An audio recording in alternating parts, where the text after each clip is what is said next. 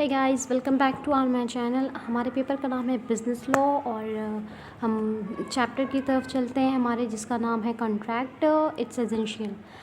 तो हम हमारे कॉन्ट्रैक्ट की तरफ चलते हैं, मतलब हमारे चैप्टर की तरफ चलते हैं, जो है कि इंडियन कॉन्ट्रैक्ट एक्ट के बारे में बताया है। ये कब आया, कब इसने वर्क किया, कहाँ यहाँ ये एक्सेप्ट होता है और कहाँ कहाँ एक्सेप्ट नहीं होता है, ये सारी बातें दे रखी हुई हैं। इंट्रोडक्शन आप लोग इसे बहुत ही अच्छे से पढ़ लीजिएगा। अभी तो हमें इसकी ज़रूरत नहीं है, अभी हम चलते हैं मीनिंग जानते हैं हमारा इंडियन कॉन्ट्रैक्ट एक्ट होता ही क्या है। सबसे पहले तो हम ये जानते हैं इंडियन कॉन्ट्रैक्ट कब आया और ये कहता क्या है। यानी कि सेक्शन 2 के अकॉर्डिंग जो हमारा इंडियन कॉन्ट्रैक्ट एक्ट है, section 2 of the Indian contract act define as a contract as a contract as an agreement enforceable by law. जो सेक्शन 2 है वो कहता है कि कोई भी ऐसा एग्रीमेंट जो कोर्ट के द्वारा लॉफुल कराया जा सकता है, इन्फोर्सिएबल कराया जा सकता है या फिर स्यू किया जा सकता है, उसे हम कॉन्ट्रैक्ट कहेंगे। ठीक है, जैसे कि एक पर्सन है, उसने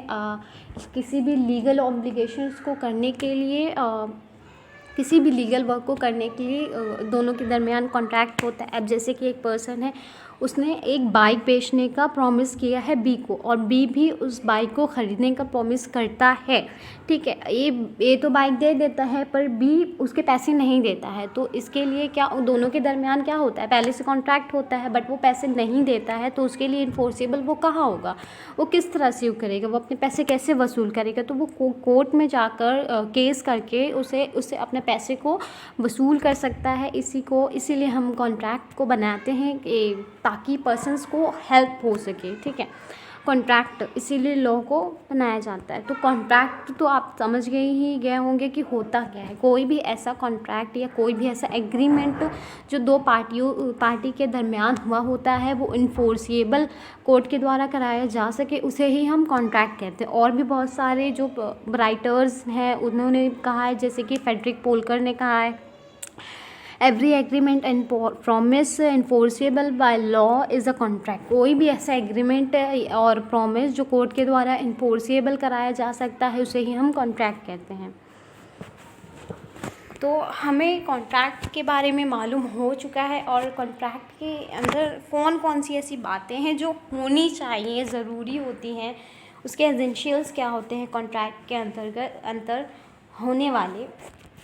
जैसे कि एक कॉन्ट्रैक्ट है, उसमें दो पार्टीज़ का होना मस्ट है, एग्रीमेंट का होना मस्ट है, ऑब्लिगेशंस का होना मस्ट है।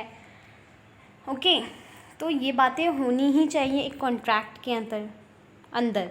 जैसे कि टू पार्टीज़ है, यहाँ दे भी रखा, there must be two parties to constitute a contract. किसी भी कॉन्ट्रैक्ट में दो पर्सन का होना या दो से ज़्यादा पर्सन भी हो सकते हैं, होना मस्ट है। कोई भी सिंगल पर्सन वो खुद से कॉन्ट्रैक्ट तो नहीं कर सकता ना, इसलिए दो पर्सन्स का होना बहुत ही ज़रूरी होता है।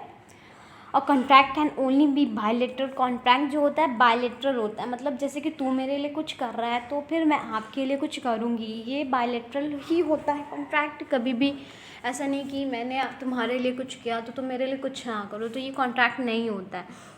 And the same party can not be party from both the sides. और एक ही पर्सन दोनों साइड से कॉन्ट्रैक्ट नहीं कर सकता है। हेंस जैसे कि there can not be a contract between A on one side and A on the other side.